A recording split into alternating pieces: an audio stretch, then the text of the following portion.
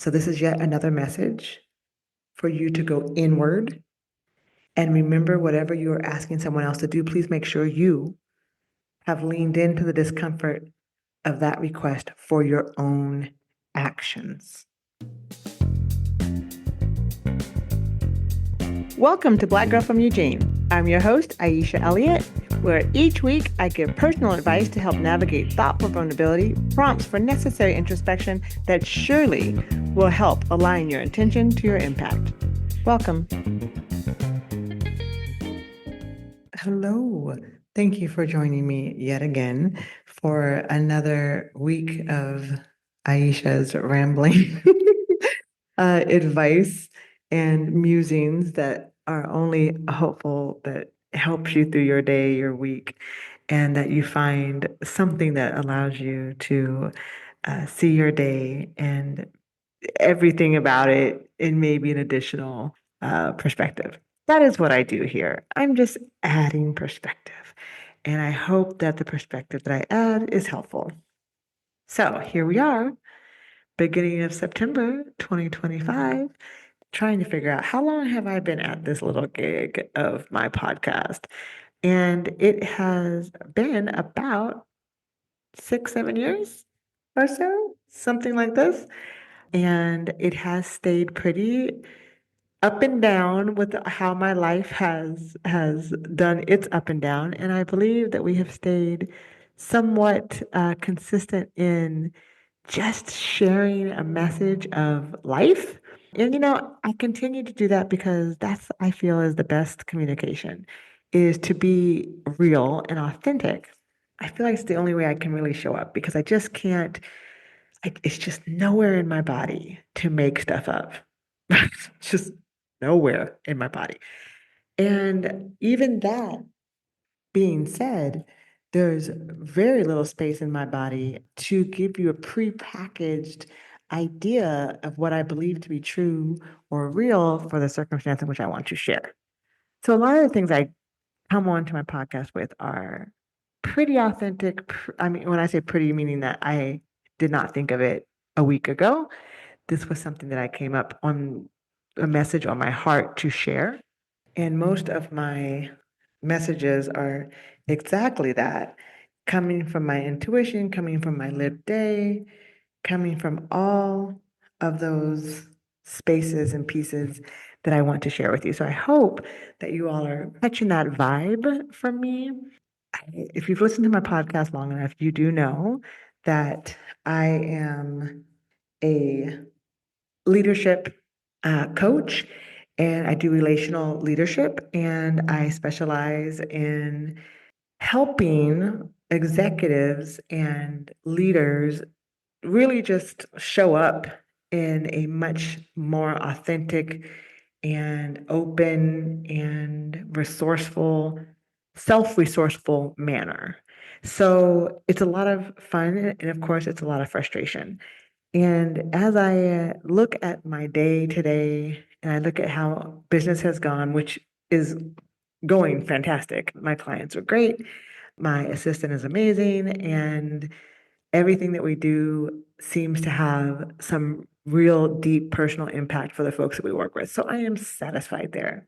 As I work through the changes in my life to then meet the changes that my clients are going through, it is evident to me as I talk to folks who are truly, truly wanting to create a space of leadership that is authentic, that it's really hard to divorce and to cut away from what we have been taught, even if it no longer applies.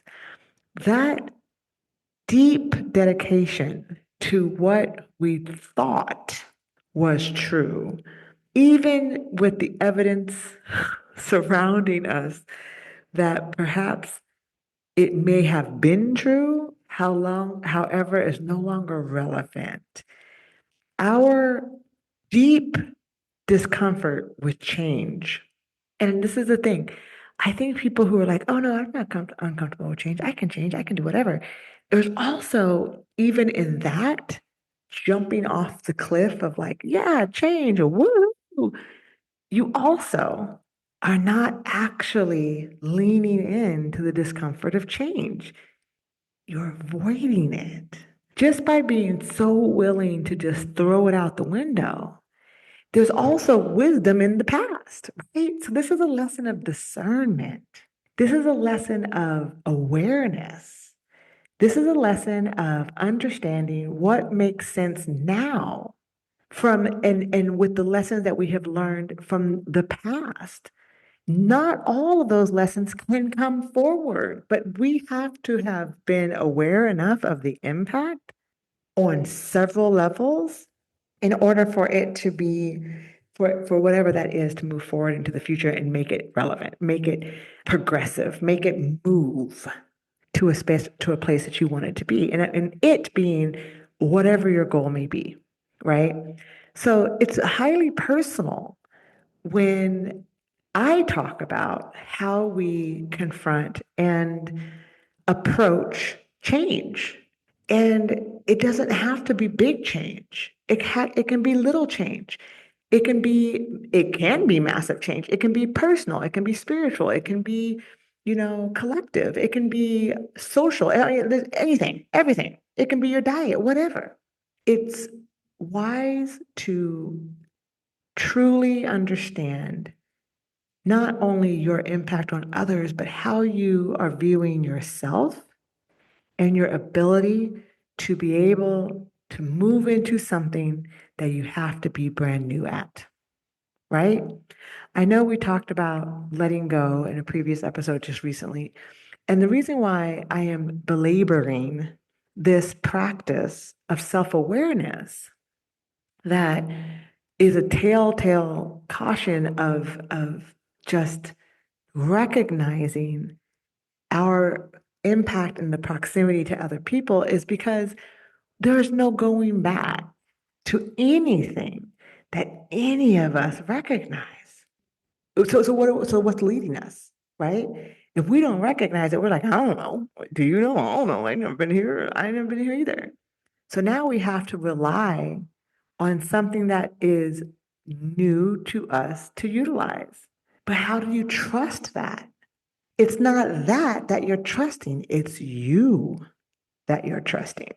And I think almost automatically, most people, when I say that, they look at the other person and go, I don't trust them. Well, but do you trust you? Which means when you trust you, you also have the ability to understand when a boundary is necessary. You also understand when something isn't going right, you can say, no, this isn't it. This is not it. You have the patience and you can work with urgency. You can minimize urgency by recognizing a very well laid out machine where everyone understands and agrees and consents to their role. When we can no longer fulfill our role, we can also have the humility to say, I am no longer the best fit, not because of ego, but for the greater good. I am aware my role is changing. It doesn't mean you have lost value. It means that your role has now shifted. Maybe I speak of this as a woman in perimenopause. I don't know. But I do recognize that we really can understand that our effectiveness doesn't always look the same. We grow and our impact is different. And hopefully, if we have learned from anything as we grow older, we hopefully have grown wiser, which I do recognize is not one and the same all the time. So I leave you with the idea that as we are moving forward into this world of the unknown, 2025 and beyond, AI taking over the most menial tasks and morality being a subject of discussion, we have to recognize the bottom line of our humanity collectively. We still have all the old atrocities. We still have the original sin. We still have adultery. We still have racism. We still have all of the things. And those of us who can rise above the menial yet atrocious inability for humans to face themselves in order to grapple discomfort. Whether or not we are, like I said, the enthusiastic person who runs with no regard into the next, or the person who holds with our fingers and 10 toes into the ground, right? Of that, it has to stay the same. Either way, what's the justice being done on the side of the collective? What is happening for our children's children? What does it mean that we can watch a clip from 30 years ago and it sounds like it came from yesterday? And I don't care what the clip is about. You know, I'm thinking of social justice. I'm thinking of love. I'm thinking of racism. I'm thinking of all of the lowest vibrational existence of humans that we can go back 60 years, 75 years, and it's not much sounds different. And I'm talking about the context of the United States. I mean, the cycles of humanity work throughout the world, but you know, it just I'm focusing on this right now. So anyway, I just want to throw that out there. Like I think about my clients, I think about how we show up, and I think about the people who really think I've got it all solved. And I know it takes a lot to be sad and not drowned. Trust me, I have been there many a times. It takes an inner knowing that if the river's deep, it was also shallow. And so it can be deep now, the shallow comes, right? It comes. What we do in a moment of opportunity is up to us. And we are in a deep moment of opportunity. So this is yet another message for you to go inward and remember whatever you are asking someone else to do, please make sure you have leaned into the discomfort of that request for your own actions. All right. This is Aisha. Aisha here to give you all the love and all the encouragement and all the things we need to get through yet another week of this thing called life. Hope to see you again next week. Much love. If you found anything in this podcast to be helpful or encouraging or just food for thought, please give us a rating of 5. It helps other people find the podcast, and keep listening to wherever you're hearing my voice. I'll see you again next week. Peace. Thank you for listening to Black Girl from Eugene.